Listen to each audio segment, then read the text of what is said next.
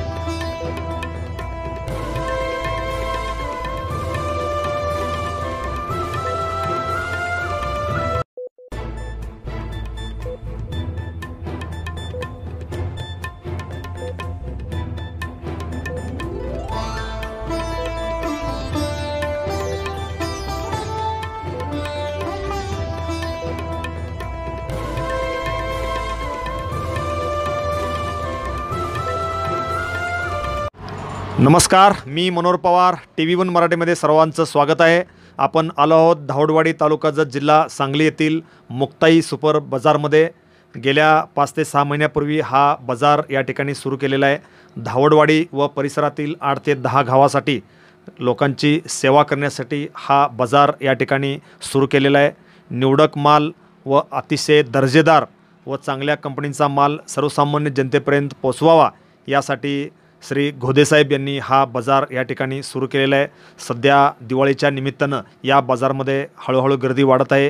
येत्या 2 ते 3 दिवसामध्ये दिवाळीला जोरदार सुरुवात होते, त्यामुळे अनेक परिसरातील या ठिकाणी लोक गर्दी करत आहेत. या बाजारमध्ये धावडवाडी, प्रतापपूर, तसेच हिवरे बाजपासून अनेक नागरिक व महिला या बाजारमध्ये खास करून येत आहेत. मुक्ताई बाजारचे मालक श्री घोदेसाहेब माझ्यासोबत उपस्थित आहेत. त्यांना आपण विचारूया कशा पद्धतीनं या बाजाराची निर्मिती झाली. नमस्कार. नमस्कार सर. कधी सुरुवात झाला हा बाजार? 26 ऑगस्ट रोजी बाजार चालू केलेला आहे. सर, ह्या बाजारची खास वैशिष्ट्य म्हणजे ग्रामीण भागामध्ये क्वालिटी आणि क्वांटिटी हे मिळणं ग्राहकांना देण्यासाठी आम्ही हा बाजार चालू केलेला आहे. इथून लोक जत, मिरज, डी-मार्ट, जत बाजार दूरवर जात होते. आम्ही इथं बाजार चालू केल्यापासून आम्ही होम डिलिव्हरीसुद्धा देत आहोत. हे एक मेन वैशिष्ट्य आहे. अनेक व्हरायटीचे, अनेक कंपनीचे माल माझ्याकडे सध्या उपलब्ध पण आहे. काही दिवाळीनिमित्त मी 2000वरती 50 रुपये आणि 4000वरती 100 रुपयेचे डिस्काउंट ठेवलेले आहेत. लोकांचे आता दिवाळीच्या निमित्तानं कशा पद्धतीनं रिस्पॉन्स आहे लोकांचा? लोकांचा सध्या दिवाळीनिमित्त भरपूर रिस्पॉन्स आहे. त्यामध्ये ह्या कोरोना काळामध्ये मला वाटत नव्हतं की एवढं रिस्पॉन्स भेटेल, तेवढा भेटत आहे. गेल्या 5 ते 6 महिन्यापूर्वी हा तुम्ही बाजार या ठिकाणी सुरू केलेला आहे. अतिशय निवडक माल तुम्ही इथल्या सर्वसामान्य लोकांच्यापर्यंत देत आहे. या परिसरामध्ये अनेक उरूस आहेत, जत्रा आहेत, आता सुरू होतील. त्यासाठी काय वेगळ्या पद्धतीनं तुम्ही इथं नियोजन केलं आहे? सर, आमच्या बाजारचं एक वैशिष्ट्य आहे. आम्ही वर्षातून 4 ते 5 महोत्सव, सिजनेबल महोत्सव चालू करणार आहे.